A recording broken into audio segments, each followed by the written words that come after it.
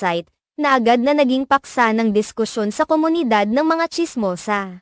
Nang ang blind item ay may padala sa isang tanyag na portal, hindi nagtagal at naging paboritong paksa ito ng mga taong mahilig sa tsismis. Ang artikulo na ito ay naglalaman ng mga detalye at pananaw mula sa iba't ibang bahagi ng komunidad hinggil sa nasabing usapin. Ayon sa blind item, ang paksa ay isang mag-asawang artista na umano'y nagpakasal na sa ibang bansa. Ang lalaki sa mag-asawa, bukod sa pagiging aktor, ay kilala rin bilang isang matagumpay na negosyante. Isang mahalagang detalye sa blind item ay ang pagbanggit sa kanyang nakaraang relasyon, na pinagmulan ng ilang isyu noon. Subalit, ang kasalukuyang sitwasyon ay nagpapakita na siya ay mas mature na at tila mas handa na sa kanyang bagong yugto ng buhay. Ang ganitong klase ng blind item ay hindi bago sa mundo ng showbiz. Madalas na ang mga detalye ay may halong